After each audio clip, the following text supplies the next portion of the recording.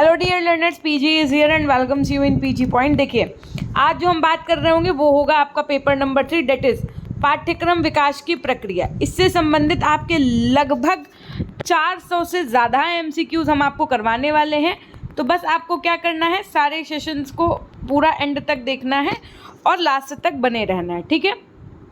तो सेशन शुरू करने से पहले हम आपसे सिर्फ और सिर्फ एक रिक्वेस्ट करना चाहेंगे, डेट इज़ कि एक बार आप अपने दोस्तों तक, अपने साथी सहपाठी, अपने ग्रुप्स वगैरह में शेयर कर दीजिएगा ताकि सभी बच्चों तक ये पहुंच जाए। इससे पहले मैम आपने क्या पेपर 1 और पेपर 2 करा दिया है? मैंने कहा बिल्कुल। पेपर 1 और पेपर 2 का आपका जो पवन वाला इजी नोट्स है वो भी, और जो एप्सिलॉन वाला इजी नोट्स आता है वो भी, इन दोनों को मैंने पूरा कंप्लीट करवा दिया है। अब बारी है आपके पेपर 3 की। एप्सिलॉन का ई नोट्स आपका मैंने पेपर 3 का भी आई थिंक सो करवा दिया है, और अब बारी है आपकी इस पवन इजी नोट्स की। इसको करवा दूं, उसके बाद में ही हम पेपर 4 का सिर्फ योगा वाला करवाएंगे। जिन बच्चों का योगा होगा उनको आराम हो जाएगी।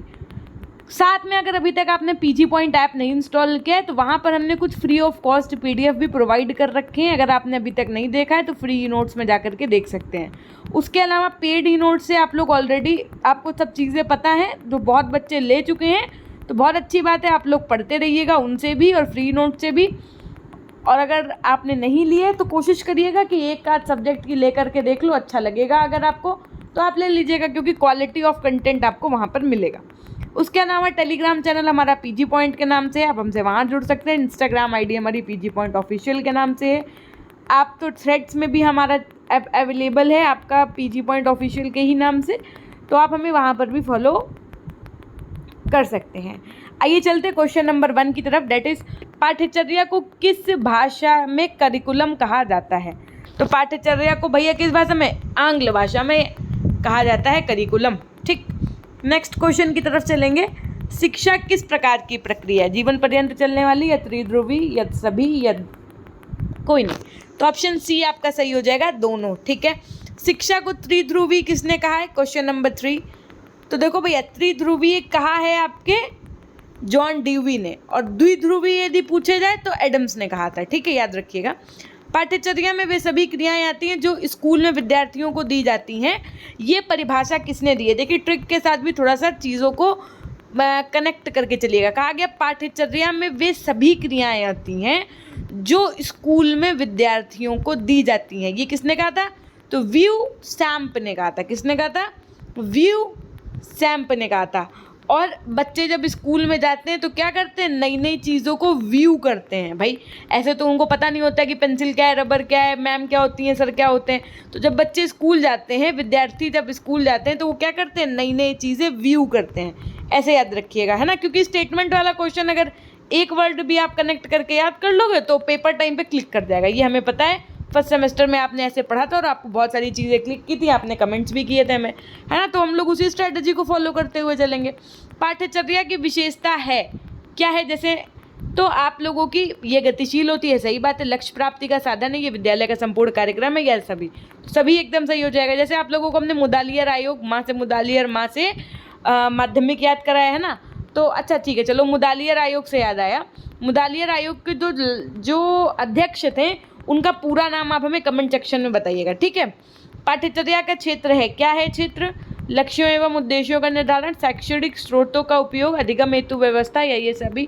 तो ये सभी सही हो जाएगा। पाठ्यचर्या के उद्देश्य क्या हैं आपके?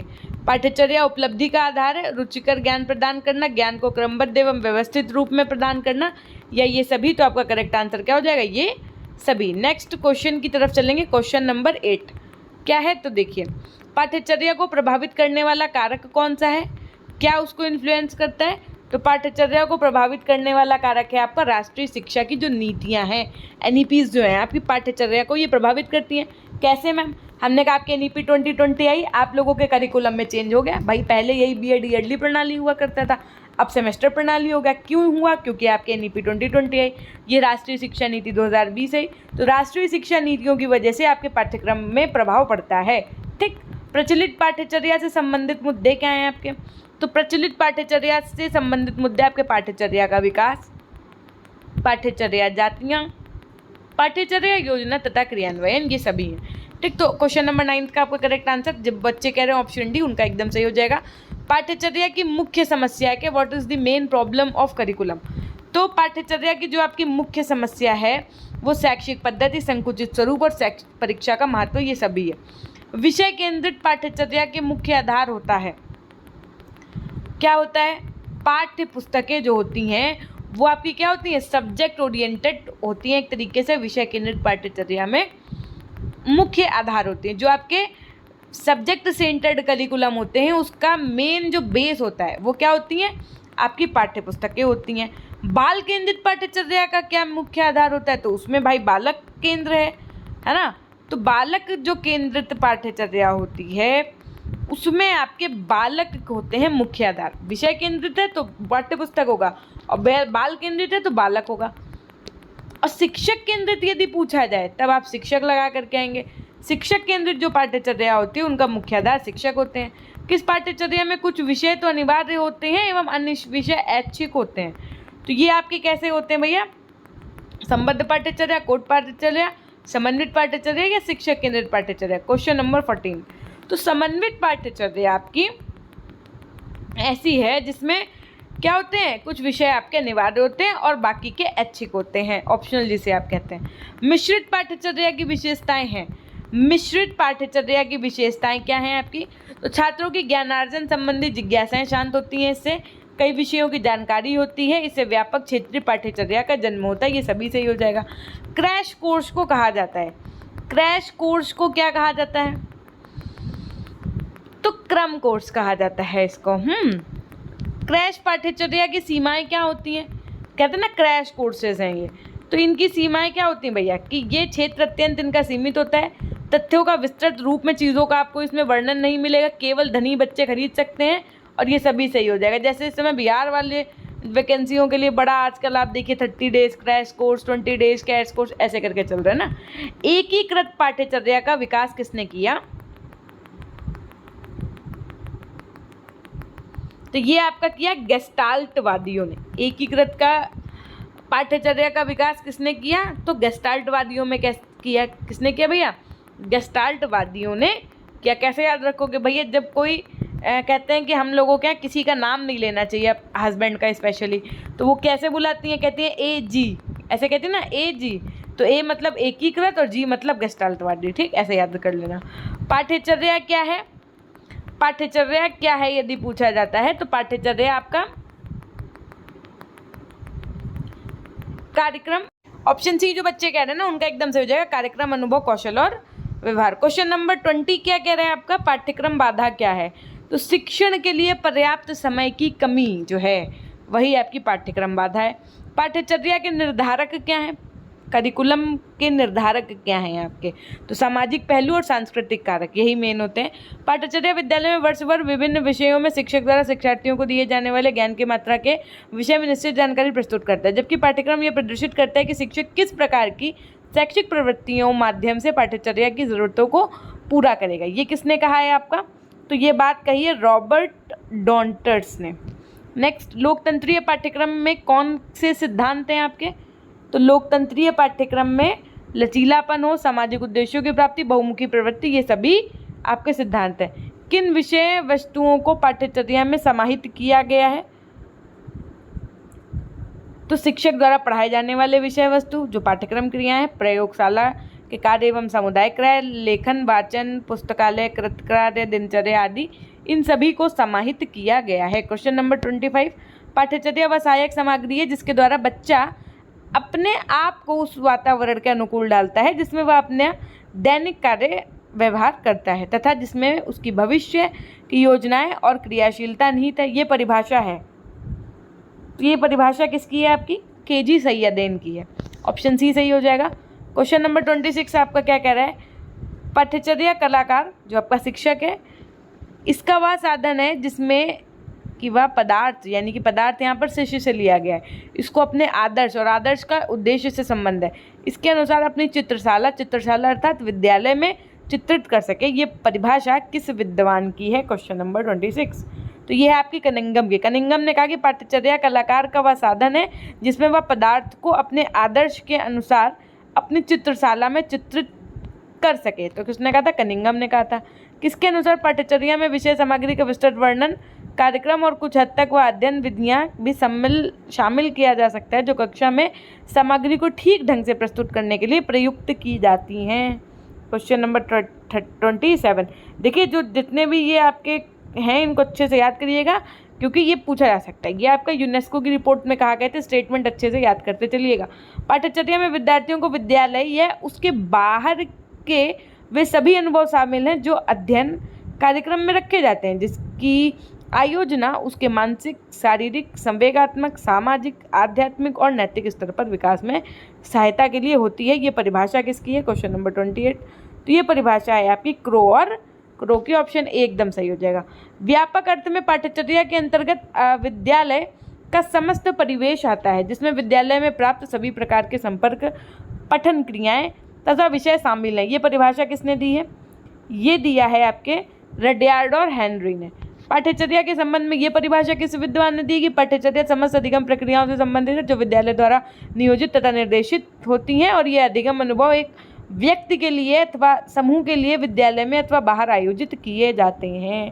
तो ये किसके द्वारा दी गई है? केर के द्वारा। ऑप्शन ए एकदम सही हो जाएगा। नेक्स्ट क्वेश्चन नंबर 31 है, किसने लिखा है कि पाठ्यचर्या का अर्थ केवल उन सैद्धांतिक विषय से नहीं जो विद्यालय में परंपरागत रूप से पढ़ाए जाते हैं, अपितु इसमें अनुभवों की वह संपूर्णता भी निहित है जिसमें बालक विद्यालय, कक्षा, पुस्तकालय, प्रयोगशाला, कार्यशाला तथा खेल के मैदान एवं शिक्षक और शिक्षार्थियों के अनगिनत संपर्कों से प्राप्त करता है।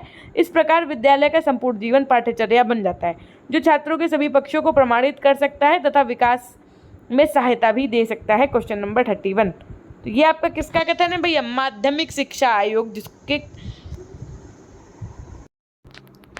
तो देखिए तो जिसके माध्यमिक शिक्षा आयोग के जिसके अध्यक्ष आपके कौन थे? मुदालियर। अब देखिए क्वेश्चन नंबर 32, डेट इज पाठ्य पुस्तक का मुख्य उद्देश्य क्या है? बलपूर्वक पढ़ना, अतिरिक्त गृह कार्य देना, वाचन अभ्यास या फिर गंभीर साहित्य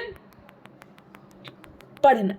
क्वेश्चन नंबर 32। तो करेक्ट आंसर आपका यहाँ पर क्या हो जाएगा? ऑप्शन सी, वाचन अभ्यास। क्वेश्चन नंबर 34 देखिए, पाठ्य पुस्तक के कितने स्वरूप होते हैं? 2, 3, 4 या फिर 8? तो पाठ्य पुस्तक के यदि स्वरूप की बात की जाएगी तो आप क्या टिक करके आएंगे? इसके स्वरूप होते हैं 2। ठीक है। अब मुझे पुस्तक से घृणा है क्योंकि ये बालकों के लिए अभिशाप है, ये कथन किसका है? Question number 32।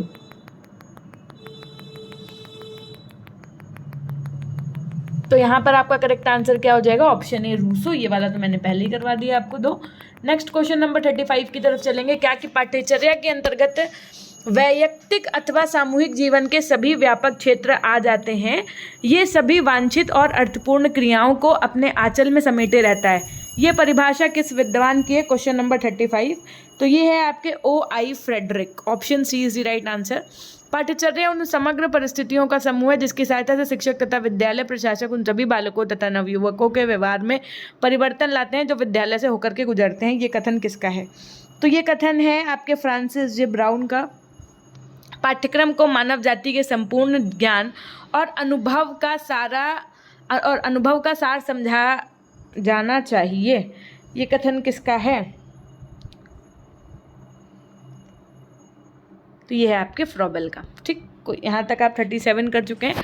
Question number next है आपका, पाठ्यपुस्तक अध्ययन क्षेत्र की किसी शाखा की एक प्रमाणित पुस्तक होती है। ये परिभाषा किसकी है? देखिए जितने परिभाषा और कथन वाले क्वेश्चन हैं इनको आप इंटरलिंक करके याद करते हुए चलिएगा। ये है लेंज की। पाठ्यक्रम ही पाठ्यपुस्तक के सृजन का आधार है। Question number 39। तो ये है सत्य आधार है, मतलब सही गलत में पूछा गया था, ट्रू फॉल्स टाइप क्वेश्चन। विद्यालय पाठ्यचर्या समाज की परंपराओं, पर्यावरण एवं आदर्शों की प्रतिछाया है। ये कथन किसका है? Question number 40। तो ये कथन है आपके डंकन ग्रिजल का। विद्यालय व्यवस्था का मूल आधार है क्या है? तो विद्यालय व्यवस्था का मूल आधार क्या है? पढ़िए ऑप्शंस। पाठ्यचर्या, वेरी गुड। पाठ्यपुस्तक को आकर्षक एवं ग्राह्य बनाने के लिए उत्तरदायी है। क्या उत्तरदायी है?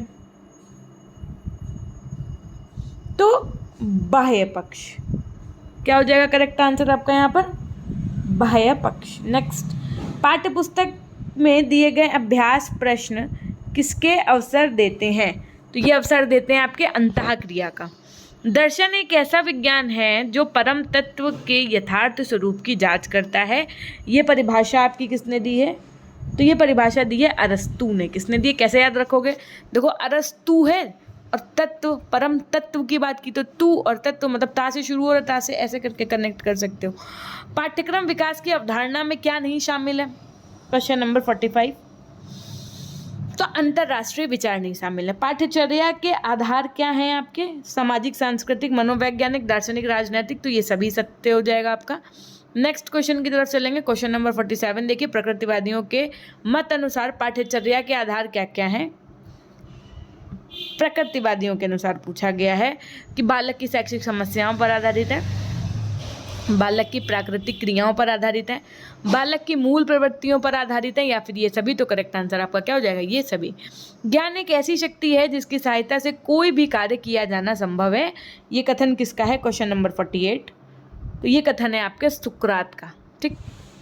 ज्ञान की विशेषता है, ये अनंत है, ये शक्ति है, ये स्रोत सूचना है, या फिर ये सभी। Question number 49। तो आपका यहाँ पर उपर्युक्त सभी एकदम सही हो जाएगा। ज्ञान का उद्देश्य क्या है? व्यक्तिगत विकास, प्रत्ययों का निर्माण, व्याख्यान करना, या फिर ये सभी। तो करेक्ट आंसर आपका क्या हो जाएगा? ये सभी। नेक्स्ट, पाठ्यचर्या विकास के निर्धारक हैं। संस्कृति एवं सभ्यता, धर्म, विद्यार्थी। तो ये सभी। पाठ्यक्रम में वैज्ञानिक विषयों को महत्व दिया। आदर्शवादी ने, प्रयोजनवादी ने, प्रकृतिवादी ने, या यथार्थवादी ने? Question number 52। तो ये दिया था आपके प्रकृतिवादी ने। पाठ्यक्रम में व्यावसायिक विषयों को सम्मिलित किया।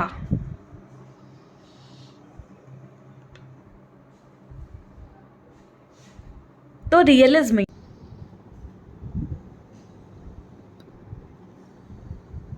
तो पाठ्यवस्तु को अनुभव केंद्रित बनाया किसने? यथार्थवाद ने। ठीक। क्वेश्चन नंबर 55 बताइएगा, पाठ्यक्रम को छात्र केंद्रित बनाया।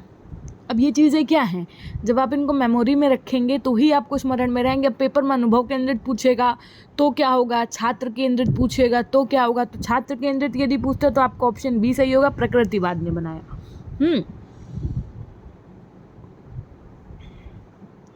56 क्या कह रहा है? पाठ्यक्रम नियोजन में अवधारणाएं कितनी होती हैं? तो 10 आपकी अवधारणाएं होती हैं। नेक्स्ट क्वेश्चन, पाठ्यक्रम निर्माण के सोपान हैं। अब ये चीज़ें आपने अगर थ्योरी नहीं पढ़ी होगी तो आपको नहीं लग रही होंगी। अब अगर आपको थ्योरी पढ़नी है तो ऑलरेडी क्लासेस अवेलेबल हैं यूनिट 2 तक, तो आप देख सकते हैं। बाकी के लिए अब इतना समय नहीं है तो आप नोट्स चाहें तो ले लीजिए, उसमें आपको कंप्लीट थ्योरी तो मिल ही जानी है। पाठ्यक्रम निर्माण के सोपान आपके हैं कितने? तो 5 हैं। शिक्षा के उद्देश्य कितने होते हैं? तो शिक्षा के उद्देश्य आपके कितने होते हैं? ज्ञानात्मक, क्रियात्मक, भावात्मक सभी होते हैं। ज्ञानात्मक उद्देश्यों के कितने प्रकार होते हैं? तो ये आपके 6 होते हैं। जो पाठ्यक्रम वर्तमान और भविष्य की आवश्यकताओं के लिए उपयुक्त है, उसमें निश्चित रूप से रचनात्मक विषयों के प्रति निश्चित सुझाव होना चाहिए। ये विचार किसका है? तो ये विचार है आपके रेमंड का। किसका? रेमंड का। मूल लैटिन शब्द करिकुलम का अर्थ क्या है आपका? तो करिकुलम का अर्थ है पाठ्यक्रम। ठीक। पाठ्यक्रम विकास के सोपान कौन कौन से हैं? उद्देश्य, मूल्यांकन, पृष्ठपोषण, या ये सभी। तो करेक्ट आंसर हो जाएगा आपका ये सभी। पाठ्यक्रम में सब विषयों में एक प्रकार की एकता हो तो पाठ्यक्रम क्या कहलाता है आपका? तब आपका पाठ्यक्रम समेकित, कोर और एकांतिक क्या कहलाता है? Question number 3। तो अब आपका समेकित कहलाता है। पाठ्यचर्या का अर्थ क्या है? पाठ्यचर्या का अर्थ क्या है? क्वेश्चन नंबर 64 बताइए। ऑप्शन ए एकदम सही हो जाएगा। पाठ्यक्रम एवं पाठ्य सहगामी क्रियाएं जब मिल जाती हैं तो वो पाठ्यचर्या बनता है, पूरा करिकुलम जिसे आप। विषय केंद्रित पाठ्यक्रम का अन्य क्या नाम है? विषय केंद्रित पाठ्यक्रम का अन्य नाम क्या है? तो विषय केंद्रित पाठ्यक्रम का अन्य नाम आपका छात्र केंद्रित पाठ्यक्रम भी है। पाठ्यक्रम निर्माण के सूत्र क्या क्या हैं? Question number 66। पाठ्यक्रम निर्माण के सूत्र आपका मूल्यांकन प्रणाली, शिक्षा प्रणाली, शिक्षा के उद्देश्य, ये सभी। बाल केंद्रित पाठ्यक्रम वह है जो पूर्णतः और समस्त रूप से सीखने वाले में निहित है। ये कथन किसका है? ये कथन है जेम्स एम ली का। किसका? जेम्स एम ली का। पाठ्यक्रम में वे सभी क्रियाएं सम्मिलित है जिनका हम शिक्षा के उद्देश्यों की प्राप्ति के लिए विद्यालय में उपयोग करते हैं। ये कथन किसका है? ये कथन आपका कैसवेल का है। पाठ्यक्रम निर्माण का सिद्धांत है। Question number 69। पाठ्यक्रम निर्माण का सिद्धांत है रुचि का सिद्धांत, उपयोगिता का सिद्धांत, आवश्यकता का सिद्धांत। तो ऑप्शन डी सही हो जाएगा सभी। किस विद्वान ने पाठ्यक्रम की संरचना प्रक्रिया को वृत्ताकार माना है? तो ये माना है आपके व्हीलर ने। देखो व्हील कैसा होता है, गोल होता है, वृत्त शेप का होता है, ऐसे याद कर सकते हो। निम्न में से कौन सा शिक्षा के में मूल्यांकन का प्रमुख क्षेत्र नहीं है? तो ऑप्शन डी आपका सही हो जाएगा। प्रत्यक्ष तथा दूसरों के द्वारा अनुभवों में संतुलन स्थापित करना ये शिक्षा में मूल्यांकन का प्रमुख क्षेत्र नहीं है। मूल्य वह है जो मानव इच्छाओं की तुष्टि करे। ये परिभाषा किसने दी है? क्वेश्चन नंबर 72 ये दिया आपके अर्बन ने। निम्न में से कौन सा अंतर्वयस्क के चयन का गौण मानदंड नहीं है? तो व्यवहारिकता नहीं है। नेक्स्ट क्वेश्चन की तरफ चलेंगे। क्वेश्चन नंबर 74 उद्देश्य के निर्धारण की आवश्यकता को किस विद्वान ने एलिस एवं चेस्टर कैथ के वातावरण के माध्यम से व्यक्त किया है? तो ये किया है आपके एडवर्ड ए क्रग ने। शैक्षिक उद्देश्य की प्रकृति कैसी होती है? शैक्षिक उद्देश्य की प्रकृति कैसी होती है? शैक्षिक उद्देश्य की प्रकृति दार्शनिक होती है, फिलोसफिकल होती है। शैक्षिक उद्देश्यों के निर्धारण का दायित्व किसका है?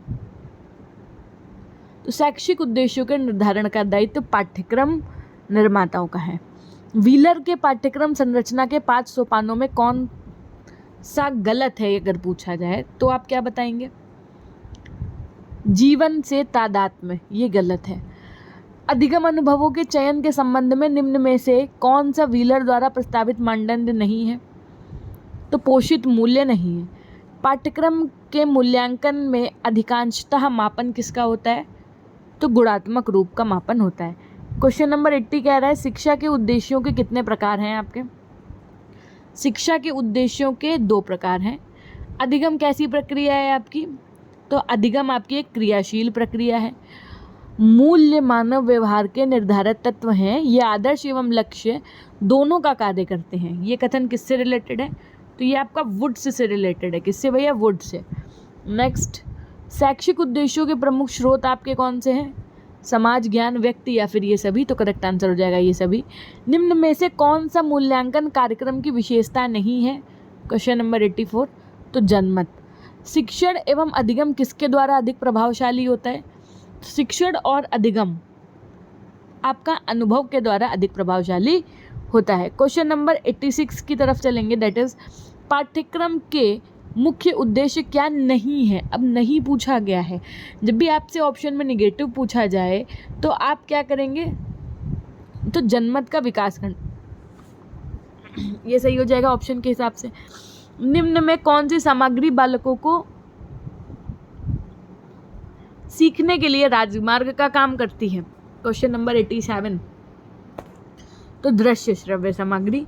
निम्न में से कौन सा बालक में सूक्ष्म निरीक्षण एवं विश्लेषण की शक्ति उत्पन्न करता है?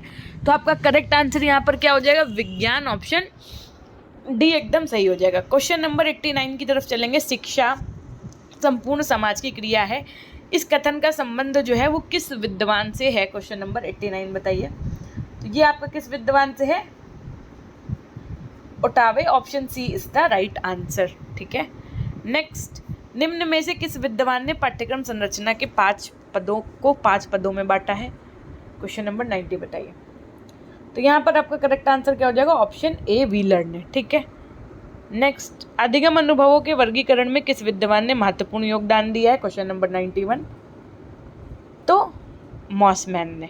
निम्न में से कौन मूल्यांकन कार्यक्रम की प्रमुख विशेषता नहीं है? क्रमबद्धता, विश्वसनीयता, व्यापकता या पाठ्यपुस्तकें? ऑप्शन डी सही हो जाएगा, पाठ्यपुस्तकें। निम्न में क्या अधिगम अनुभवों के चयन के संबंध में आवश्यक नहीं है? क्वेश्चन नंबर 93 तो ऑप्शन डी आपका एकदम सही हो जाएगा। यहाँ पर अधिगम अनुभवों का चुनाव एक क्षेत्र विशेष क्षेत्र के लिए हो। पाठ्यक्रम निर्माण के सूत्र क्या हैं? तो पाठ्यक्रम निर्माण के सूत्र आपके क्या हैं? शिक्षा के उद्देश्य, मूल्यांकन प्रणाली, शिक्षा प्रणाली, ये सभी।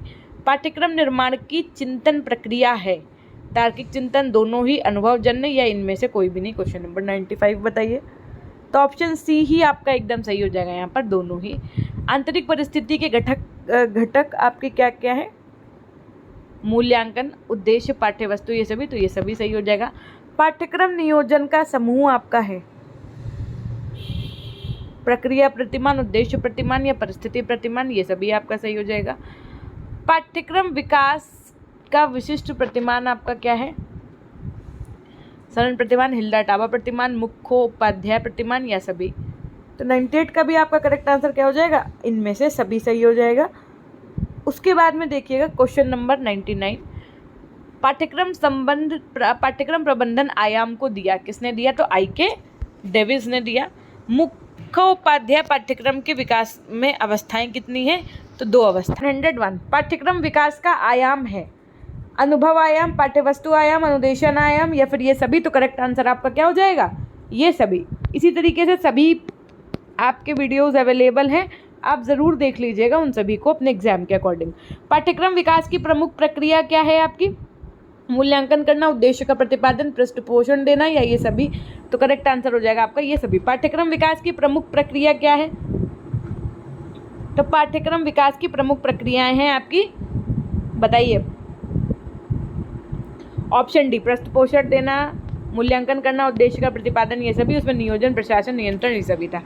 पाठ्यक्रम संपादन का संबंध किससे है आपका? तो ये है आपका अनुदेशनात्मक प्रारूप से। पाठ्यक्रम विकास का अभिक्रम क्या है? तो शिक्षा राज्य परिषदें, माध्यमिक बोर्ड, अध्ययन समितियां, ये सभी आपके क्या है? अभिक्रम है पाठ्यक्रम विकास के। पाठ्यचर्या प्रारूप व संरचना है जिसका विद्यालय में शैक्षिक अनुभवों को चुनने, नियोजित करने तथा कार्यान्वित करने में प्रयोग किया जाता है। ये कथन किसका है आपका? तो ये कथन है सेलर का। पाठ्यचर्या प्रारूप के पद आपके कौन कौन से? संसाधनों की पहचान, विषय वस्तु चयन, मानदंड, पाठ्यचर्या का मूल्यांकन, ये सभी हैं। फिर क्या है आपका क्वेश्चन नंबर 108 देखिए, पाठ्यचर्या प्रारूप में मुख्य भूमिका किसकी होती है? पाठ्यचर्या प्रारूप में मुख्य भूमिका होती है आपके शिक्षक और शिक्षा विद्यार्थी की। सेमेस्टर परीक्षा की अवधि कितनी होती है? तो सीधी सी बात है, सेमेस्टर का मतलब तो 6 ही महीने होता है भैया। त्रैमासिक सत्र प्रणाली में परीक्षा की अवधि 1 वर्ष में कितनी बार होती है? तो सीधी सी बात है 3 बार। फिर देखिए, सतत एवं व्यापक मूल्यांकन योजना में NCERT ने एक शैक्षिक सत्र को कितने सेमेस्टर में बांटा है? ऑप्शन सी 2 सेमेस्टर में। सतत और व्यापक मूल्यांकन का उद्देश्य क्या है आपका? तो बच्चों को सीखने की प्रक्रिया को समझकर उपयुक्त शिक्षण अधिगम प्रक्रिया अपनाना और बच्चों की त्रुटियों की पहचान करना, ये आपका सी सही हो जाएगा। मूल्यांकन में किसका अध्ययन किया जाता है? तो छात्र और शिक्षक दोनों का ही अध्ययन किया जाता है। मूल्यांकन का क्षेत्र कैसा होता है? इवैल्यूएशन से क्वेश्चन है ये आपका। तो मूल्यांकन का क्षेत्र आपका कैसा होता है? व्यापक होता है। Very good. मूल्यांकन के प्रमुख प्रकार कौन कौन से हैं आपके? तो 2 हैं। परिणामात्मक जो आपका मूल्यांकन होता है, परिणात्मक तो इसमें आपके लिखित, मौखिक और प्रायोगिक, ये सभी चीज़ें आ जाती हैं। उपयुक्त सभी आपका सही हो जाएगा। गुणात्मक मूल्यांकन किसे कहते हैं? तो गुणात्मक मूल्यांकन अगर पूछा जाएगा तो आपका निरीक्षण करना, साक्षात्कार यानी इंटरव्यू, प्रश्नावली, ये सभी आपके गुणात्मक मूल्यांकन के प्रकार होते हैं एक तरीके से। मूल्यांकन किस प्रकार की प्रक्रिया है? तो मूल्यांकन आपकी निर्णयात्मक प्रकार की प्रक्रिया है। सतत मूल्यांकन का क्षेत्र कैसा होता है? तो सतत मूल्यांकन का क्षेत्र आपका व्यापक होता है। किसके अनुसार शैक्षणिक मूल्यांकन की प्रक्रिया चतुर्मुखी है? तो ये है आपके डॉक्टर पटेल के अनुसार। किसके अनुसार? डॉक्टर पटेल के अनुसार क्या कहा गया कि शैक्षणिक मूल्यांकन की जो प्रक्रिया है वो कैसी है? चतुर्मुखी है। कैसे याद रखोगे? जो डॉक्टर पटेल हैं वो बहुत क्या है? चतुर हैं। क्या है? डॉक्टर पटेल बहुत चतुर हैं। तो जैसे ही आपको स्टेटमेंट में चतुर्मुखी दिख जाए समझ जाइएगा। फिर है, आप किसी विद्यालय में गणित शिक्षक के पद पर कार्यरत हैं। आप कक्षा 8 के छात्रों के आकलन के लिए किसका सहारा लेना चाहेंगे? तो ग्रेडिंग व्यवस्था का सहारा लेना चाहेंगे। शिक्षण में गुणात्मक व्यवहार परिवर्तनों के मूल्यांकन हेतु प्रयुक्त तकनीकी नहीं है। ऑप्शन सी निबंधात्मक परीक्षण। एक भाषा शिक्षक के दृष्टिकोण को किस स्तर पर औपचारिक मूल्यांकन नहीं होना चाहिए? तो प्राथमिक स्तर पर। सतत एवं व्यापक मूल्यांकन के अंतर्गत वाक्यांश व्यापक मूल्यांकन इंगित करता है। क्या इंगित करता है? संज्ञानात्मक क्षेत्र, भावात्मक क्षेत्र एवं मनोगत्यात्मक क्षेत्र का मूल्यांकन इंगित करता है। मूल्यांकन में किन बातों का ध्यान रखना चाहिए? तो मूल्यांकन में बच्चे के व्यक्ति कौशल की अभिवृद्धि और अभिप्रेरणा का विकास, बच्चे के ज्ञान आचरण व प्रगति में होने वाले परिवर्तन, अधिगम का दैनिक जीवन में व्यवहार व उपयोग में परिवर्तन, इन सभी का ध्यान रखना चाहिए। मूल्यांकन के उपकरण कौन कौन से हैं आपके? तो मौखिक प्रश्न, प्रयोगात्मक परीक्षा, साक्षात्कार यानी इंटरव्यू, ये सभी हैं। उत्तम मूल्यांकन के गुण कौन कौन से हैं आपके यदि पूछा जाए तो उत्तम मूल्यांकन के गुण में आपका विश्वसनीयता, वस्तुनिष्ठता, वैधता, ये सभी सही हो जाएगा। सतत एवं व्यापक मूल्यांकन का भाषा शिक्षण में मुख्य उद्देश्य है, क्या है? तो उपचारात्मक, निदानात्मक, अधिगम का स्तर, ये सभी है। नेक्स्ट क्वेश्चन की तरफ चलेंगे। मूल्यांकन का उद्देश्य क्या है आपका? तो पाठ्यक्रम में आवश्यक संशोधन, परीक्षा प्रणाली में सुधार करना, विद्यार्थियों को उत्तम ढंग से पढ़ाना, ये सभी क्या है आपके मूल्यांकन के उद्देश्य हैं। विषय वस्तु का मूल्यांकन आधारित होना चाहिए। विषय वस्तु का मूल्यांकन आधारित होना चाहिए किस पे? तो आंशिक और बाहरी दोनों परीक्षणों पर। शिक्षण में सतत एवं समग्र मूल्यांकन के संबंध में निम्न में से कौन सा कथन गलत है आपका? तो वर्ष में एक ही बार होता है, ये कथन गलत है, बाकी सारे सही हैं। सतत और व्यापक मूल्यांकन की शुरुआत में मूल्यांकन व्यवस्था को बच्चे के संपूर्ण व्यक्तित्व से ज़्यादा प्रदर्शित करने वाला बनाया है। मूल्यांकन का प्रयोजन क्या है? आपके पास 4 ऑप्शन है, पढ़िए चारों और बताइए। मूल्यांकन का प्रयोजन है, क्या है मूल्यांकन का प्रयोजन? तो बालक के विकास के हर पक्ष का मूल्यांकन करना ही मूल्यांकन का प्रयोजन है। सतत मूल्यांकन का एक निहितार्थ क्या है? सतत मूल्यांकन का एक निहितार्थ है कि बच्चों के परीक्षा संबंधी व्यय को समाप्त करना। नेक्स्ट क्वेश्चन, जीजीपीए का फुल फॉर्म, जीजीपीए का आपका फुल फॉर्म क्या होगा? Graduate grade point average. क्या? Graduate grade point average. CGPA क्या है आपका? सीजीपीए जो सीबीएसई बोर्ड होते हैं ना, उनके में सीजीपीए ही चलता है। तो ये आपकी एक ग्रेडिंग प्रक्रिया है। जब तक बालक सीखता नहीं, शिक्षक ने पढ़ाया नहीं। उपरोक्त कथन किस शिक्षा शास्त्री का है? तो ये बात कही है किलपैट्रिक ने। क्या कहा है कि जब तक बालक सीखता नहीं, शिक्षक ने पढ़ाया नहीं। किस कार्य का प्रमुख उद्देश्य छात्रों के व्यवहार में अपेक्षित व्यवहार परिवर्तन लाना है? तो उपचारात्मक एकदम सही हो जाएगा आपका। शिक्षण के कितने प्रमुख चर होते हैं? प्रमुख की बात की गई है यहाँ पर, तो आप 3 लगा करके आएंगे। शिक्षक के 3 प्रमुख चर, शिक्षण के यानी कि टीचिंग के 3 प्रमुख चर होते हैं। कौन कौन से? तो टीचर, स्टूडेंट और करिकुलम। अनुदेशन व्यक्तित्व के किस पक्ष को प्रभावित करता है? तो अनुदेशन व्यक्तित्व के ज्ञानात्मक पक्ष को प्रभावित करता है।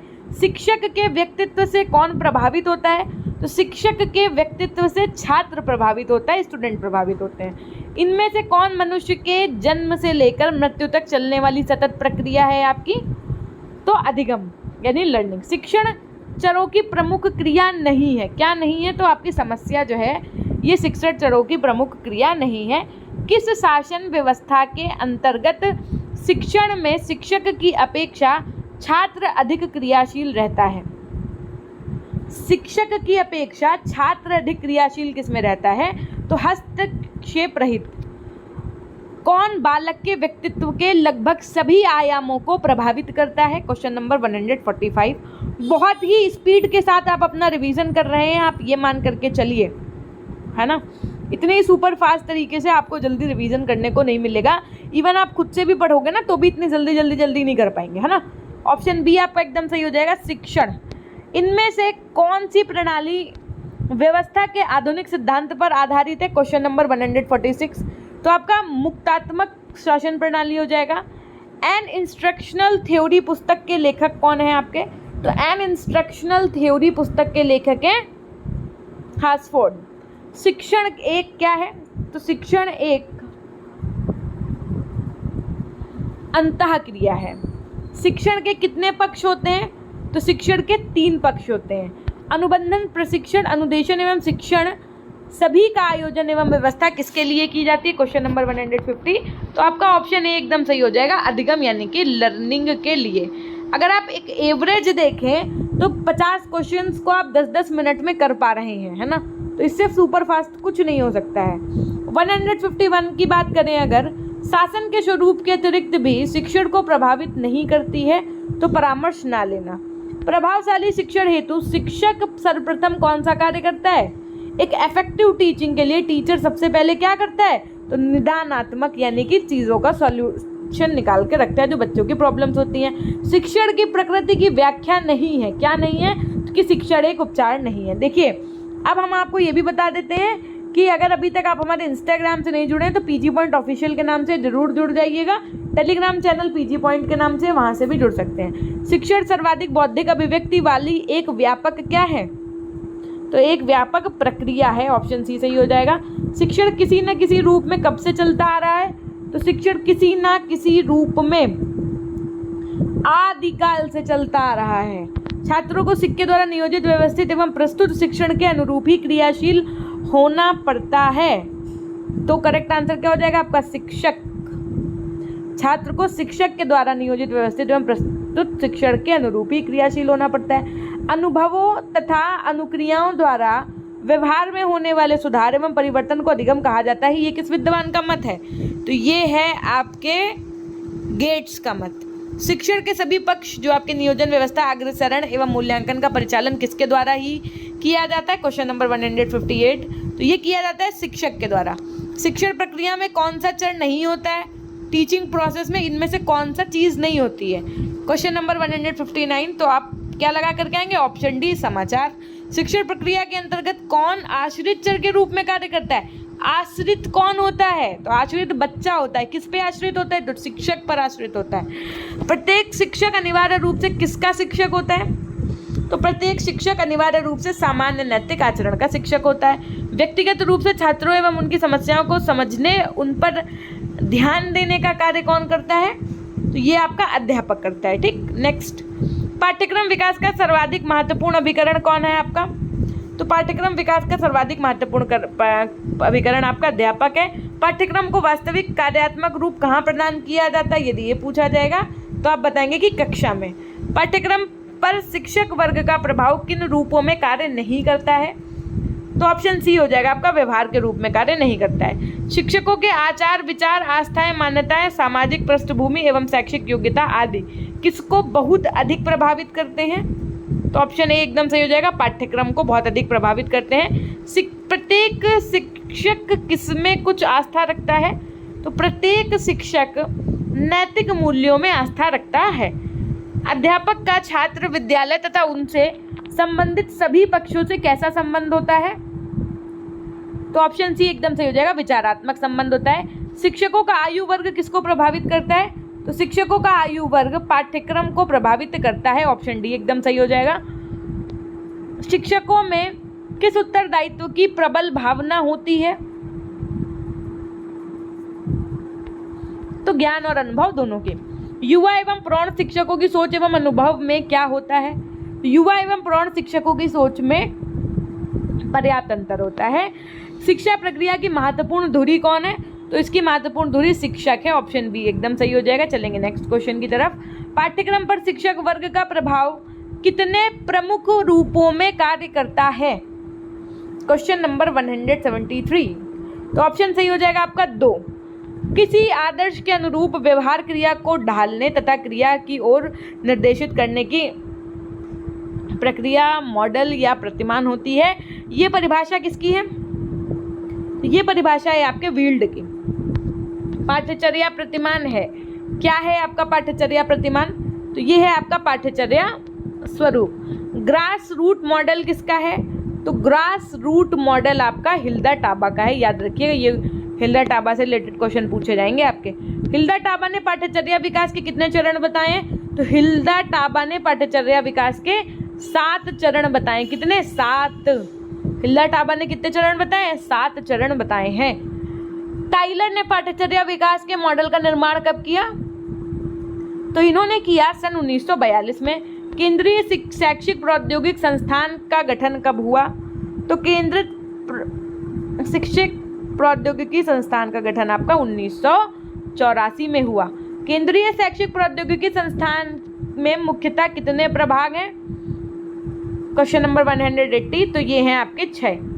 वनस्थली की स्थापना किस सन में हुई, तो वनस्थली जो है आपका, वनस्थली की स्थापना हुई थी सन 1935 में। इंदौर विश्वविद्यालय की स्थापना आपकी हुई थी सन 1964 में। ठीक है, याद रखिएगा ये चीज़ें। वनस्थली 35 में और इंदौर 64 में। इंदौर विश्वविद्यालय का नाम किस सन में बदलकर देवी अहिल्याबाई विश्वविद्यालय रखा गया? तो इंदौर विश्वविद्यालय का नाम देवी अहिल्याबाई विश्वविद्यालय सन 1988 में रखा गया।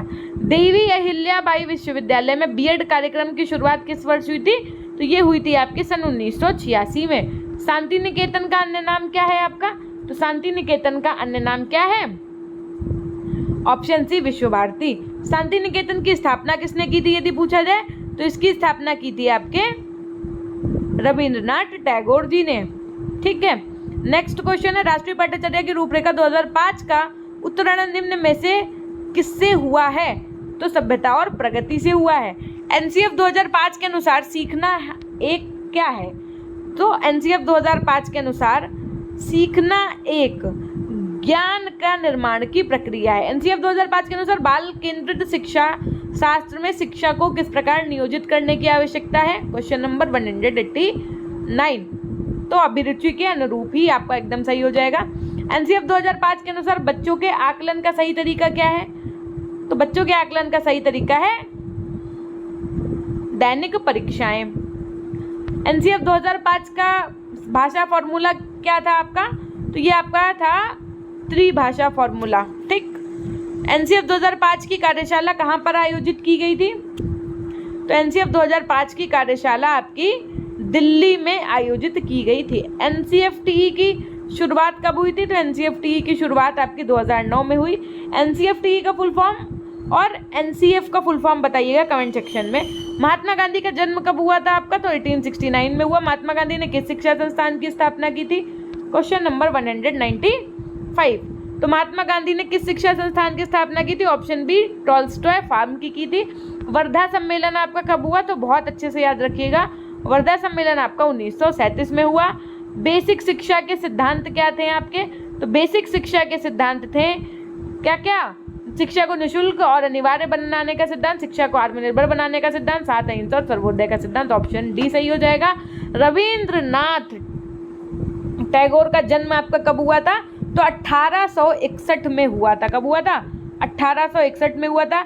गिज्जू भाई बधेका का जन्म कहाँ हुआ था? गिज्जू भाई बधेका का जन्म हुआ था गुजरात में। दिवा स्वप्न किसकी रचना है? तो ये रचना है गिज्जू भाई बधेका की। ठीक, तो यहाँ से आप क्वेश्चन नंबर 201, प्राचीन भारत में कितनी प्रकार की शिक्षा संस्थाएं प्रचलित थी? 3 प्रकार की शिक्षा संस्थाएं प्रचलित थी आपकी। गुरुकुल प्रणाली के उद्देश्य क्या थे? गुरुकुल प्रणाली के उद्देश्य थे आपके व्यावसायिकता का विकास करना, वैदिक एवं संस्कृत साहित्य का अध्ययन करना, छात्र का सर्वांगीण विकास करना, और ये सभी सही हो जाएगा। पाठ्यक्रम शिक्षक के लिए अपने विचारों को कहाँ तक पहुँचाने का माध्यम होता है? तो ये होता है आपका बालकों तक। ठीक, आधुनिक शिक्षा प्रणाली में अध्यापक किसके रूप में कार्य करता है?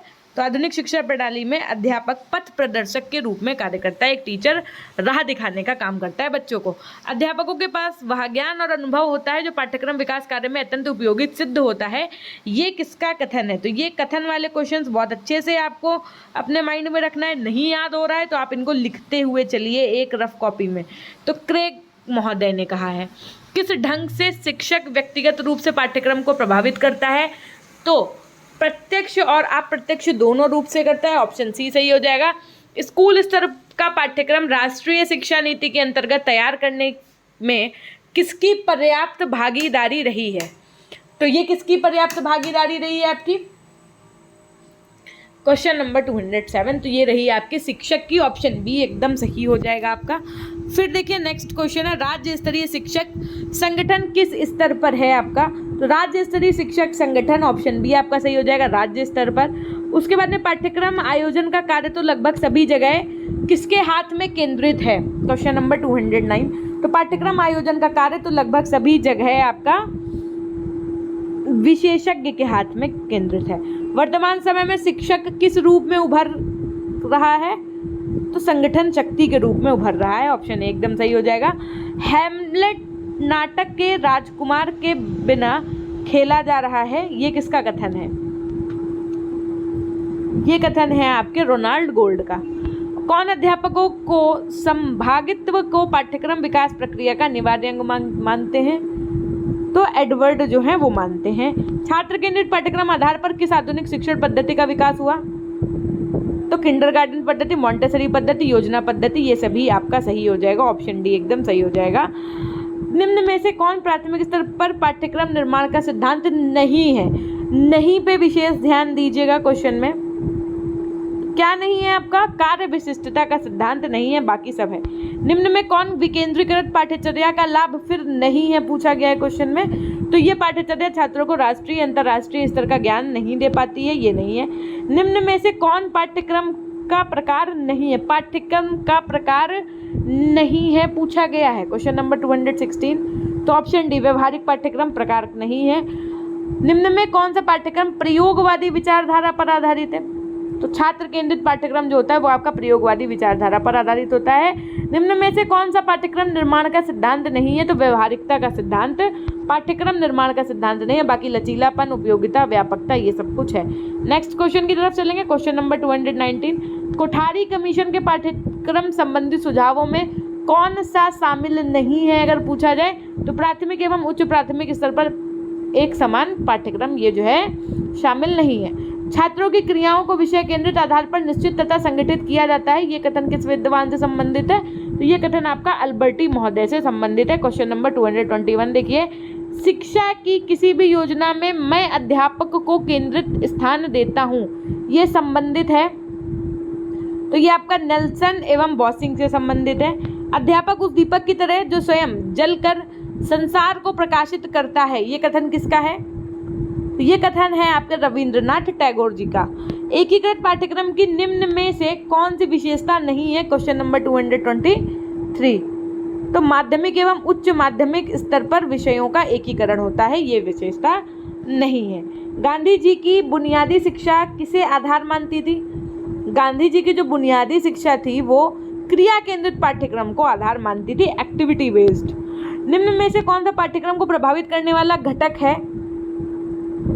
नहीं लगा यहाँ पर, घटक है पूछा है। तो परीक्षा प्रणाली, राष्ट्रीय शिक्षा आयोग तथा समितियां, शासन पद्धति, ये सभी आपका सही हो जाएगा। निम्न में से कौन सा माध्यमिक शिक्षा आयोग द्वारा पाठ्यक्रम निर्माण का सिद्धांत नहीं है? Question number 226। तो विषय क्षेत्र के क्रमबद्ध करने का सिद्धांत ये आपका नहीं है।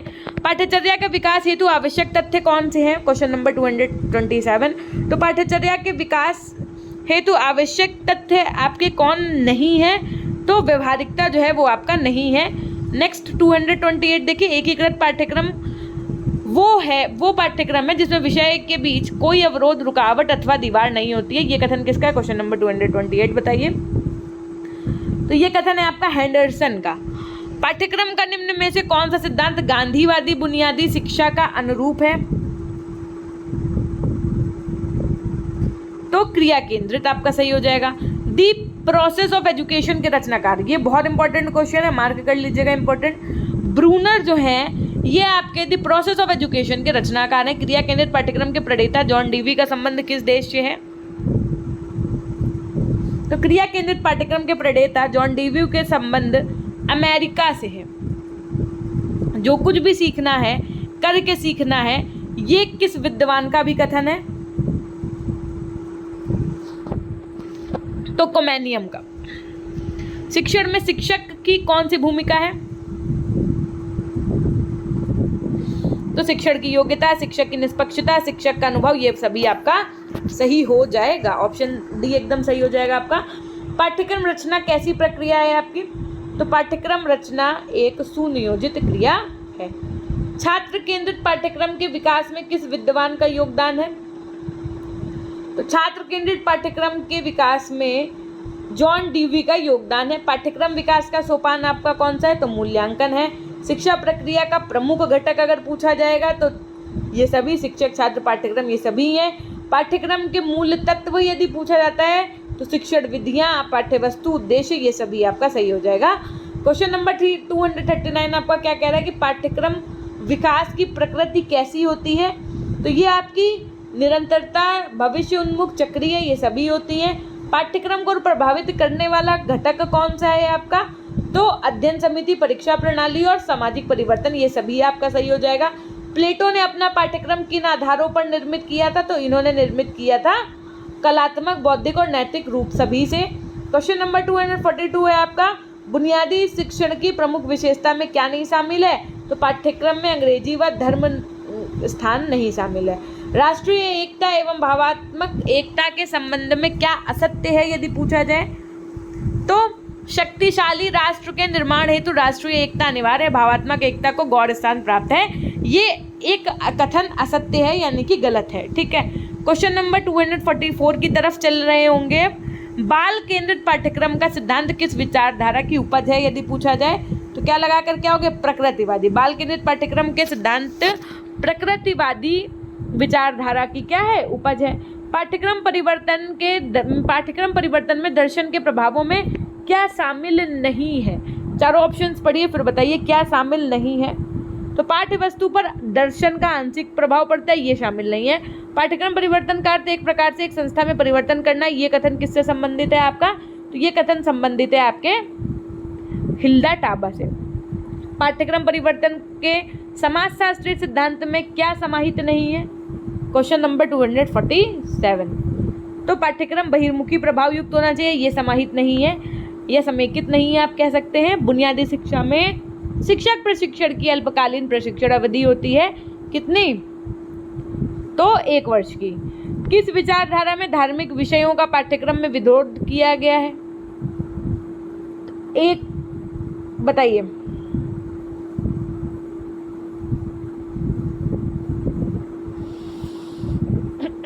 तो प्रकृतिवादी। Very good. टीपी नन ने समस्त मानवीय क्रियाओं को कितने भागों में बांटा था? टीपी नन ने तो ये बांटा था इन्होंने 2 भागों में। पाठ्यक्रम विकास एक प्रमुख घटक नहीं है, तो पाठ्यक्रम विकास का एक प्रमुख घटक आपका क्या नहीं है? ऑप्शन डी व्यक्तिगत विभिन्नता नहीं है। निम्न में से कौन दर्शन शास्त्र की सबसे नवीन विचारधारा है? तो प्रयोजनवाद जो है वो सबसे नवीन विचारधारा है। बुनियादी शिक्षा के पाठ्यक्रम में क्या समाहित नहीं है? क्वेश्चन नंबर 253 बताइए। बुनियादी शिक्षा के पाठ्यक्रम में क्या समाहित नहीं है? तो व्यवहारिक ज्ञान जो है वो समाहित नहीं है। शिक्षा मनोविज्ञान वह है जो शैक्षणिक परिस्थितियों को मनोवैज्ञानिक रूप से अध्ययन करता है, ये कथन किसका है आपका? तो ये कथन है आपका प्रोट्रो का। अभिप्रेरणा कार्य को प्रारंभ करने, जारी रखने तथा नियमित करने की प्रक्रिया है, ये कथन किसका है? Question number 255। ये कथन है आपके गुड का। शिक्षा विधि का दर्शन सिद्धांत का विकास किसने किया? तो ये विकास किया किलपैट्रिक ने। जॉन डीवी ने बालकों की 4 अभिरुचियां मानी है, निम्न में कौन सा इसमें शामिल नहीं है? तो शारीरिक क्रियाएं करना ये शामिल नहीं है। अभिप्रेरणा के 4 प्रमुख कारक में निम्न में कौन सा सत्य नहीं है आपका? तो आत्म प्रकाशन, ये सत्य नहीं है। निम्न में से किन विद्वान ने शिक्षा को एक प्राकृतिक क्रिया तथा प्रकृति को सर्वश्रेष्ठ शिक्षिका घोषित किया है? तो ऑप्शन बी सही हो जाएगा, रूसो ने। शैक्षिक समाजशास्त्र के जन्मदाता कौन है आपके? तो जॉर्ज पाइन। प्रस्तावना संविधान का सबसे कीमती हिस्सा है, ये संविधान की आत्मा है, ये संविधान की पूंजी है, ये कथन था आपका पंडित ठाकुरदास भार्गव जी का। क्वेश्चन नंबर 262 क्या कह रहा है? निम्नलिखित में किसे नागरिक अधिकार माना जाता है? तो नागरिक अधिकार किसे माना जाता है यदि पूछा जाएगा तो क्या बताएंगे आप? ऑप्शन बी भाषण एवं अभिव्यक्ति की स्वतंत्रता को। राष्ट्रीय स्वतंत्रता का तात्पर्य क्या है? स्वराज्य से है। प्रक्रियात्मक न्याय को क्या कहते हैं? प्रक्रियात्मक न्याय को कहते हैं कानून की उचित प्रक्रिया। अनुच्छेद 19 नागरिकों को 6 प्रकार की स्वतंत्रता प्रदान करता है, इनमें से कौन सी उन 6 स्वतंत्रताओं में सम्मिलित नहीं है? Question number 265।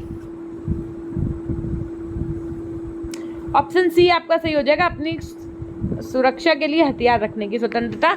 स्वतंत्रता व्यक्ति वह है, क्या स्वतंत्र व्यक्ति वह है जो लोहे की जंजीर में जकड़ा नहीं है, न जेल में बंदी है, न दंड के भय से एक दास की भांति आतंकित है, चील की भांति उड़ान न भर सकने या व्हेल की भांति न तैर सकने को स्वतंत्रता का अभाव नहीं कहा जा सकता है। हेल्वेटियस ये धारणा स्वतंत्रता को क्या करते हैं?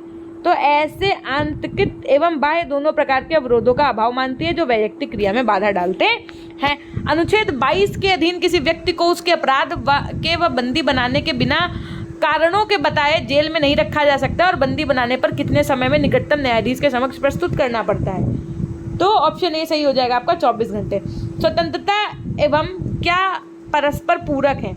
तो स्वतंत्रता और उत्तरदायित्व ये क्या एक दूसरे के पूरक हैं। स्वतंत्रता का निम्न में से कौन सा तत्व है?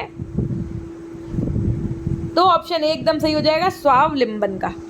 ठीक, क्वेश्चन नंबर 270 देखिए, अनुच्छेद 21 के अंतर्गत किस अधिकार को स्वीकार किया गया है? तो अनुच्छेद 21 के अंतर्गत स्वतंत्रता के अधिकार को स्वीकार किया गया है। कानून एवं स्वतंत्रता एक दूसरे के विरोधी हैं, ये कथन निम्न में से किसके द्वारा कहा गया है?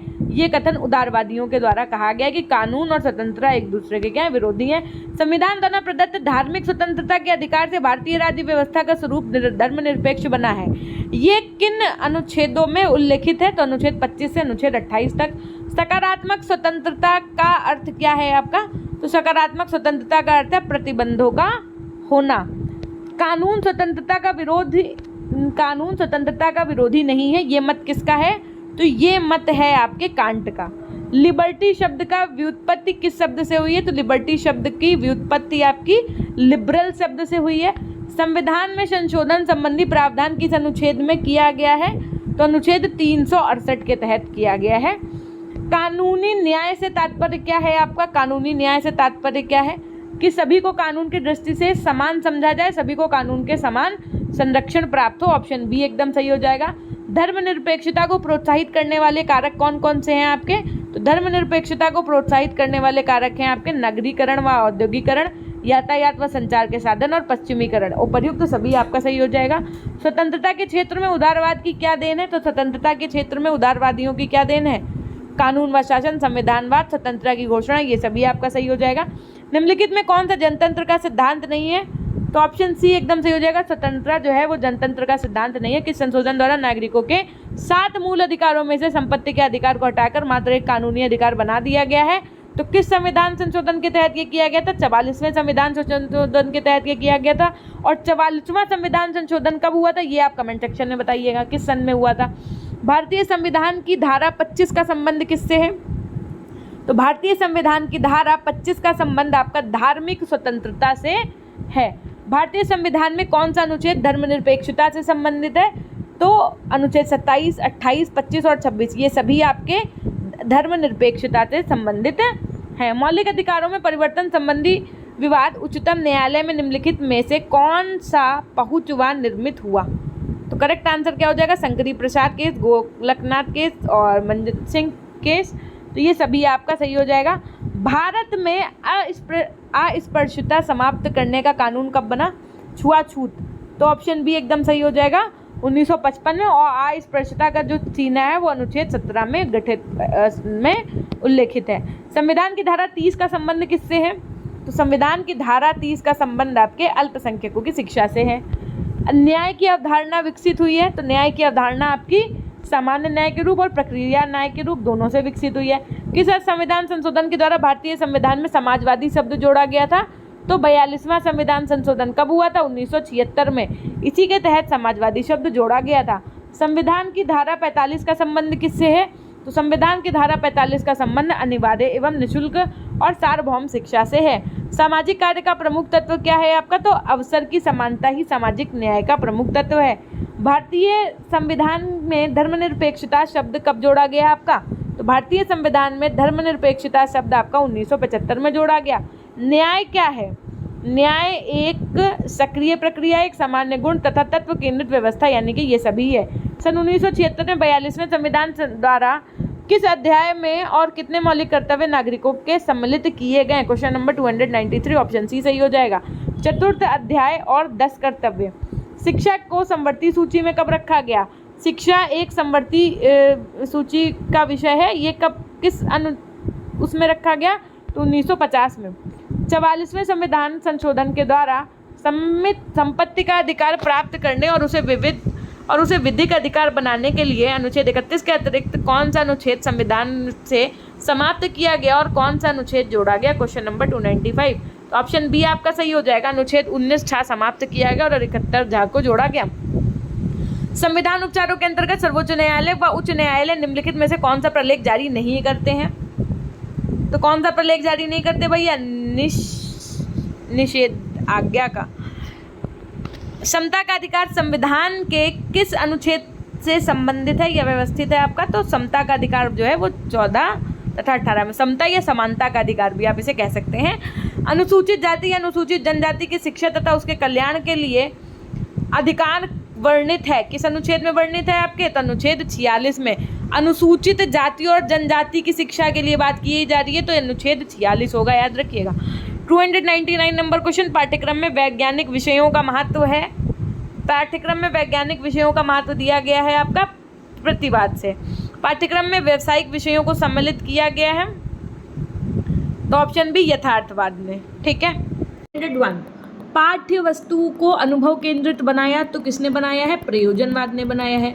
पाठ्यक्रम को छात्र केंद्रित किसने बनाया है? पाठ्यक्रम को छात्र केंद्रित बनाया है आपके प्रकृतिवाद ने, ठीक है। प्रश्नोत्तर विधि का विकास किसने किया? पा से प्रश्नोत्तर विधि होता है और ये हम आपको बहुत बार समझा चुके हैं कि प्रश्नोत्तर विधि का विकास सुकरात ने किया था, ठीक, प्लेटो नहीं समझिएगा। फिर क्या व्याख्यान विधि किसने दी थी?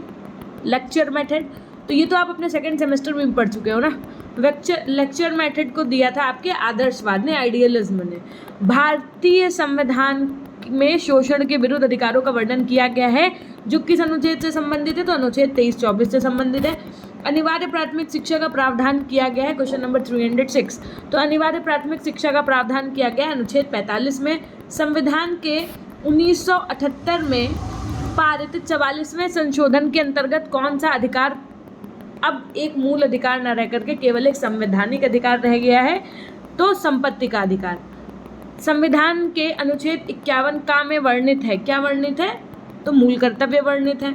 संविधान के 42वें संशोधन अधिनियम 1976 के द्वारा प्रथम बार संविधान में नागरिकों को विषय में निर्दिष्ट किया गया था तो मूल अधिकार के। राज्य राष्ट्र के हित में किस अनुच्छेद के अंतराल बलात्, मानव श्रम व बेकारी को आप पर थोप सकता है? तो करेक्ट आंसर आपका क्या हो जाएगा यहाँ पर? क्वेश्चन नंबर 310 बताइए। अनुच्छेद 23, वेरी गुड। न्याय वह अंतिम सिद्धांत है जो स्वतंत्रता व समानता तथा इन दोनों के विभिन्न पक्षों के बीच तालमेल करता है। ये बात किसने कही है? तो ये कही है आपके बारकर ने। सामाजिक न्याय से पृथक व उससे कहीं ज़्यादा महत्वपूर्ण क्या है आपका? आर्थिक न्याय। क्वेश्चन नंबर 313 की तरफ चलेंगे। न्याय अनिवार्य रूप से है, क्या है? एक अनिवार्य कानूनी अवधारणा, एक नैतिक अवधारणा, सामाजिक अवधारणा या ये सभी? तो करेक्ट आंसर हो जाएगा ये सभी। पाठ्यक्रम विकास को बाल केंद्रित बनाया, किसने बनाया? तो समाजशास्त्र ने बनाया, सोशियोलॉजी ने। मानव की आवश्यकताओं का वर्गीकरण किसने किया? ह्यूमन की जो रिक्वायरमेंट्स होती हैं उनका क्लासिफिकेशन किया था आपके मास्लो ने। पाठ्यक्रम के मनोविज्ञान निर्धारक के अंतर्गत क्या क्या तत्व आ जाएंगे आपके? तो व्यक्तिगत विभिन्नता, परिपक्वता, अभिप्रेरणा या फिर ये सभी? तो करेक्ट आंसर हो जाएगा आपका ये सभी। अभिप्रेरणा का मतलब होता है मोटिवेशन, तो अभिप्रेरणा के आंतरिक स्रोत क्या क्या हैं आपके? तो अभिप्रेरक, प्रोत्साहन, आवश्यकता, ये सभी एकदम सही हो जाएगा। अधिगम प्रक्रिया को प्रभावित करने वाला कारक क्या है? लर्निंग प्रोसेस जो होती है आपको, इसको इफेक्ट पहुंचाने वाला क्या है आपका कारक? तो शिक्षण, छात्र, पाठ्यक्रम या ये सभी? तो करेक्ट आंसर हो जाएगा ये सभी। अधिगम, प्रशिक्षण, स्थानांतरण के मुख्य सिद्धांत आपके कितने हैं? तो 5 सिद्धांत हैं। मूल्यांकन प्रतिमान के अंतर्गत निम्न में क्या शामिल नहीं है पूछा गया है? तो पाठ्यक्रम का सुधार एवं विकास प्रणाली विश्लेषण से करना, ये जो है पाठ्यक्रम प्रतिमान के अंतर्गत शामिल नहीं है। नेक्स्ट, निम्न में कौन मूल्यांकन प्रतिमान के अंतर्गत समाहित है? तो व्यवहार प्रतिमान आपका समाहित है। क्वेश्चन नंबर 322 की तरफ चलेंगे। निम्न में कौन जमीनी प्रतिमान की विशिष्टता नहीं है? जमीनी प्रतिमान की विशिष्टता आपकी क्या नहीं है? प्रसिद्ध होना। निम्न में से किस प्रतिमान का दृष्टिकोण लोकतांत्रिक है? तो जमीनी प्रतिमान का जो दृष्टिकोण है वो लोकतांत्रिक है। उसके बाद में क्या, इनमें से किस प्रतिमान में विशिष्ट उद्देश्यों को प्राथमिकता दी जाती है? विशिष्ट उद्देश्यों को प्राथमिकता दी जाती है पूछा गया है। तो सरल जो प्रतिमान होते हैं उनमें। सरल पाठ्यक्रम प्रतिमान कब विकसित किया गया था? तो ये किया गया था 1976 में। पाठ्यक्रम विकास का कौन सा प्रतिमान सबसे अच्छा है? तो ये है आपका टेलर प्रतिमान। सरल पाठ्यक्रम प्रतिमान में क्या शामिल नहीं है पूछा गया है? क्या शामिल नहीं है? तो बाल केंद्रित पाठ्यक्रम शामिल नहीं है। पाठ्यक्रम में किसमें महत्व नहीं दिया जाता है? तो पाठ्यक्रम में व्यवहार को महत्व नहीं दिया जाता है। किसी आदर्श के अनुरूप व्यवहार क्रिया को ढालने तथा क्रिया की ओर निर्देशित करने प्रक्रिया मॉडल या प्रतिमान आपका कौन सा है? तो ये बात कही थी हेनरी सिसिल बिल्ड ने। किस प्रतिमान में मूल्यांकन का विशिष्ट महत्व होता है? तो हिल्डा टाबा में। पाठ्यक्रम का कौन सा प्रतिमान सबसे प्रसिद्ध है? तो ऑप्शन सी एकदम सही हो जाएगा, प्रशासनिक प्रतिमान। सबसे पुराना पाठ्यक्रम प्रतिमान कौन सा है आपका? तो जमीनी प्रतिमान। निम्न में से जमीनी प्रतिमान का गुण क्या नहीं है? चलो ये तो 334 हो गया, पहले 333 बताइए। निम्न में से कौन सा पाठ्यक्रम के जमीनी प्रतिमान का अवगुण है? तो लंबी प्रक्रिया पर आधारित। अब बताइए 334 कि निम्न में से जमीनी प्रतिमान का गुण नहीं है, तो क्या गुण नहीं है? ऑप्शन डी सही हो जाएगा आपका, अंतर्वस्तु का चयन। किस पाठ्यक्रम प्रतिमान की प्रक्रिया निम्न से उच्च स्तर की होती है? ये होती है आपकी जमीनी के अंतर्गत। ऐसा कौन सा पाठ्यक्रम प्रतिमान प्रतिपुष्टि पर प्रभावी नियंत्रण रखता है? तो प्रशासनिक। ठीक है। निम्न में से मानववादी पाठ्यक्रम भी कहा जाता है। किसे मानववादी पाठ्यक्रम भी कहा जाता है? तो आदर्श प्रतिमान को मानववादी पाठ्यक्रम भी कहा जाता है। उच्च शिक्षण संस्थानों द्वारा अधिकांशतः किस पाठ्यक्रम प्रतिमान का अनुसरण किया जाता है? तो ये किया जाता है आपका प्रशासनिक प्रतिमान के अंतर्गत। विषय केंद्रित पाठ्यक्रम का विकास किस प्रतिमान से हुआ है आपका? तो ये हुआ है आपका परिस्थिति प्रतिमान से। पाठ्यक्रम के प्रशासनिक प्रतिमान के सोपान में क्या क्या समाहित नहीं है? तो क्या समाहित नहीं है आपका? लोकतांत्रिक दृष्टिकोण समाहित नहीं है। हिल्डा टाबा के पाठ्यक्रम प्रतिमान के सोपानों में कौन समाहित नहीं है आपका? तो ऑप्शन डी एकदम सही हो जाएगा, निर्देशन देना। अदा प्रक्रिया प्रदा यानी कि इनपुट प्रोसेस आउटपुट किस प्रतिमान के प्रमुख पक्ष हैं? तो ये हैं आपके सरण प्रतिमान के प्रमुख पक्ष। निम्न में से कौन सा प्रतिमान अध्यापकों को पाठ्यक्रम का मुख्य आधार मानता है? Question number 343। तो जमीनी। ये एक उपचारात्मक योजना है जो छात्रों के व्यवहारों में परिवर्तन लाती है। तो अभिक्रमित अधिगम, सूक्ष्म शिक्षण, अंतःक्रिया विश्लेषण, ये सभी सही हो जाएगा। प्रदर्शन में कितने सोपान समाहित हैं? प्रदर्शन में आपके 4 सोपान समाहित हैं। किसका कथन है क्या कि तकनीकी वैज्ञानिक सिद्धांतों का प्रयोगात्मक लक्ष्यों में प्रयोग है? तो ये आपका कथन है ब्लूमर जैकोटी का। अभिक्रमित अधिगम शिक्षण की कला तथा विज्ञान है, ये कथन किसका है? तो ये स्किनर का कथन है कि अभिक्रमित अधिगम शिक्षण की कला तथा विज्ञान दोनों हैं। अभिक्रमित अनुदेशन के आधुनिक स्वरूप को विकसित किया, किसने किया? तो ये 5 स्वरूपों में विकसित हुआ। तो अभिक्रमित अनुदेशन के आधुनिक स्वरूप को विकसित किया कितने भागों में? तो 5 भागों में। करेक्ट आंसर आपका क्या हो जाएगा? 5। ठीक है। नेक्स्ट क्वेश्चन की तरफ चलेंगे। Question number 349। ग्रह पृष्ठ तथा त्रुटि पृष्ठ होते हैं शाखीय अभिक्रम में। क्वेश्चन नंबर 350 की तरफ चलेंगे। रेखीय अभिक्रम में नहीं होते हैं। जो रेखीय अभिक्रम में मूल्यांकन पद नहीं होते हैं, बाकी प्रस्तावना, शिक्षण, अभ्यास पद होते हैं। सिल्वरमैन सॉफ्टवेयर को कहा है, क्या कहा है? प्रक्रिया तकनीकी कहा है। किसका कथन है? तकनीकी विज्ञान में कला का प्रयोग है। तो तकनीकी विज्ञान में कला का प्रयोग है, ये कथन है आपके ऑफिस का। लघु पद सिद्धांत, सक्रिय अनुक्रिया सिद्धांत, तत्काल प्रतियुक्ति सिद्धांत, स्वगति सिद्धांत, छात्र परीक्षण सिद्धांत, ये किससे संबंधित सिद्धांत हैं आपके? तो ये हैं आपके अभिक्रमित अनुदेशन से संबंधित सिद्धांत। मैथमेटिक्स शब्द का अर्थ क्या होता है? तो मैथमेटिक्स का अर्थ होता है सीखना। सिल्वरमैन ने हार्डवेयर को क्या कहा था? तो इन्होंने निरपेक्ष तकनीकी कहा है हार्डवेयर को। जितने भी चीज़ें हैं ये बहुत इंपॉर्टेंट हैं। जीवन में ज्ञान को व्यवस्थित प्रयोग करने की विधि को क्या कहते हैं? तो इसको कहते हैं तकनीकी। क्या कहते हैं? तकनीकी। डेविड के अनुसार शिक्षण तकनीकी की विषय वस्तु में शामिल है आपका क्या? तो व्यवस्था, नियोजन, अग्रसारण एवं निप्रसरण सभी कुछ शामिल है। रेखीय अभिक्रमित अनुदेशन का विकास किया। तो रेखीय अभिक्रमित अनुदेशन का विकास किया आपके स्किनर ने। मैथमेटिक्स में सीखने की दिशा होती है कठिन से सरल की तरफ। ठीक। ओके, नेक्स्ट क्वेश्चन की तरफ चलेंगे। Question number 360। वह उद्दीपक जो किसी अनुक्रिया के बाद दिए जाने पर उस अनुक्रिया की हीन की संभावना को बढ़ा देता है, उस अनुक्रिया की होने की संभावना को बढ़ा देता है। ये क्या कहलाता है आपका? तो ये कहलाता है रीइंफोर्समेंट, डेट इज पुनर्बलन। भारत में अनुक्रमित अधिगम केंद्र की स्थापना कब और कहाँ हुई है? तो ये हुई आपकी 1966 इलाहाबाद में। निदान तथा उपचार किस अभिक्रम की विशेषता है? तो ये है आपके शाकीय अभिक्रम की विशेषता। शैक्षिक तकनीकी शब्द का प्रयोग सर्वप्रथम किसने किया? तो ये किया था आपके ब्राइनमोर ने। मैथमेटिक्स के तत्व कौन कौन से हैं आपके? तो अनुबोधन, प्रदर्शन, उन्मुक्ति, ये सभी हैं। शिक्षण तकनीकी में शामिल होते हैं तो पाठ्य वस्तु शामिल होते हैं। शाखीय अभिक्रमित अनुदेशन को विकसित किया किसने किया? Question number 366। तो शाखीय अभिक्रमित अनुदेशन को विकसित किया है आपके क्राउडर ने। अभिक्रमित अनुदेशन के आधुनिक स्वरूप को विकसित किया किसने किया? तो ये किया आपके सुशन मार्कल ने। ज्ञान के व्यवहार में विनियोग ही शैक्षिक तकनीकी है, ये किसकी परिभाषा है? तो ये है आपकी E.M. बूटर की। किसकी? E.M. बूटर की। कैसे याद रखोगे? देखो ऐसे व्यवहार को व्यवहार बोलो, है ना, तो व्यवहार और बूटर ऐसे करके याद रख सकते हो।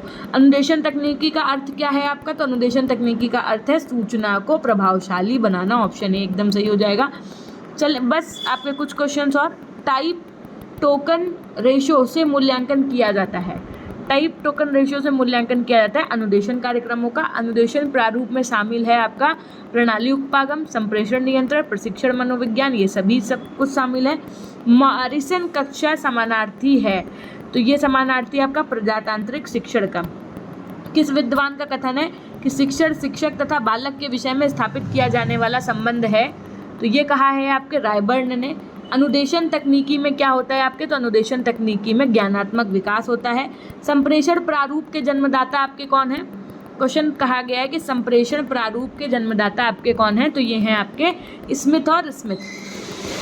किसका कथन है कि शिक्षण सीखने के लिए प्रेरणा, पथ प्रदर्शन और प्रोत्साहन है?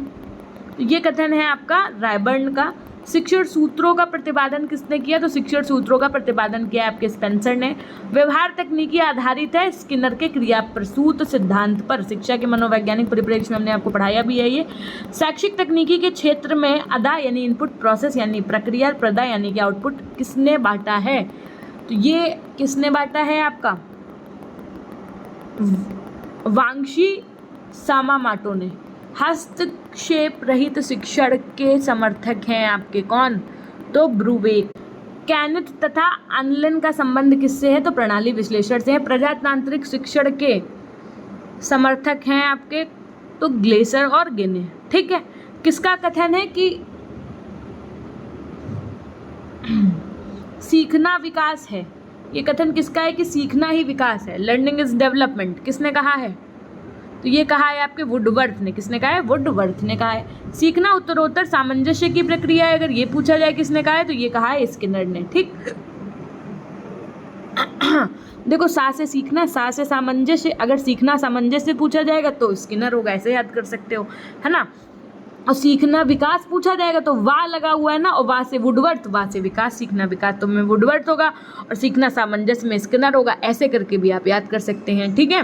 बोध में प्रत्यक्ष की समझ शामिल है। बोध स्तर प्रतिमान किसने दिया है आपका? तो ये दिया है आपके मॉरिसन ने। अब ज्ञान को व्यवहारिक प्रयोग के संदर्भ में शिक्षण किया जाता है, उसको चिंतन स्तर का शिक्षण कहते हैं। इसका प्रतिमान किस विद्वान ने दिया है? तो ये दिया है आपके हंट ने। किसका कथन है कि नीतियां शिक्षण की व्यापक विधियां हैं? ये कथन है आपके डेविस का। चलेंगे नेक्स्ट क्वेश्चन की तरफ। विधि से तात्पर्य क्या है आपका? Question number 389। तो विधि से तात्पर्य है पाठ्य वस्तु के प्रस्तुतिकरण के तरीके का। व्याख्यान, प्रदर्शन, निर्देशन, अभिक्रमित अधिगम आदि किस प्रकार की शिक्षण विधियां हैं? तो ये है आपकी प्रभुत्ववादी की शिक्षण विधियां।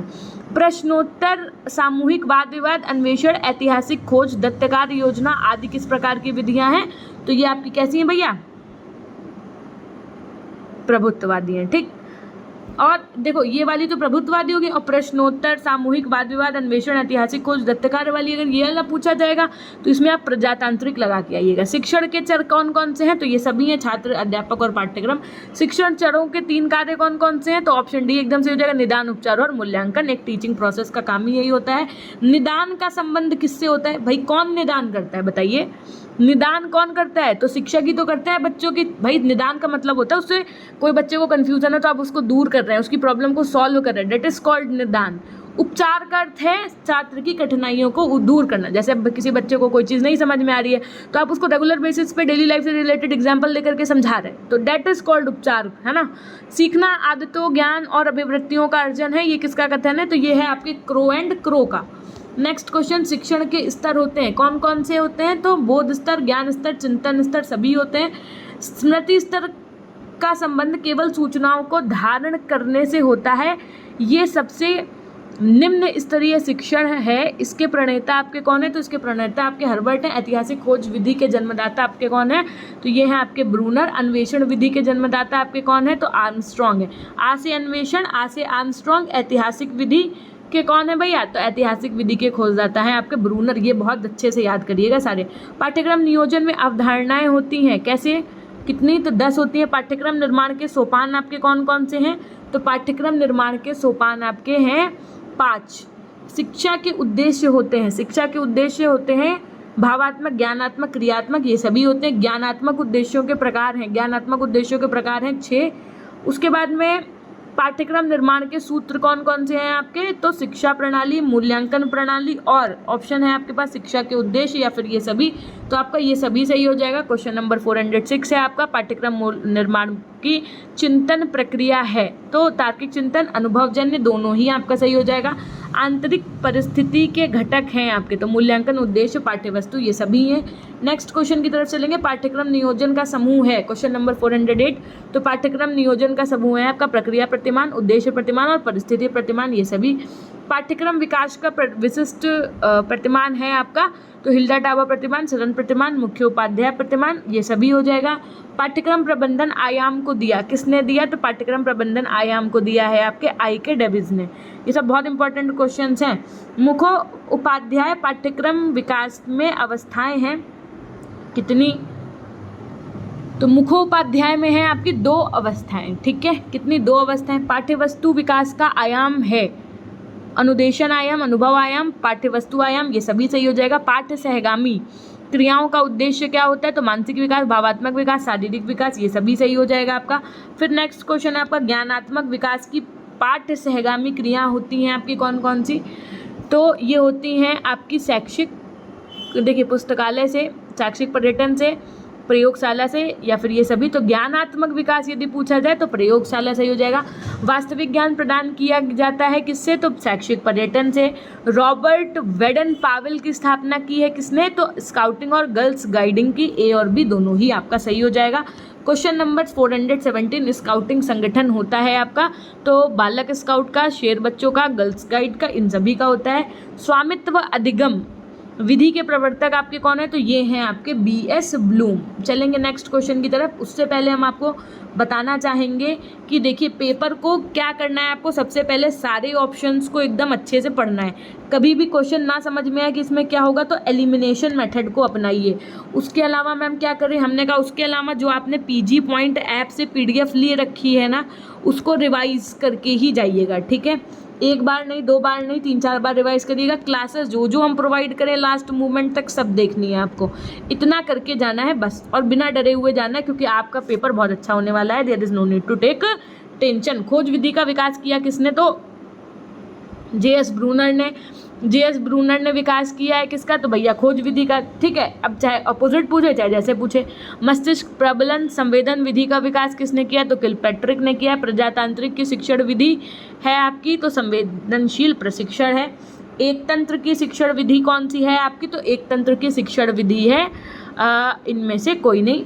सुकरात की शिक्षण विधि आपकी कौन सी है, तो सुकरात की शिक्षण विधि है आपकी प्रश्नोत्तर विधि।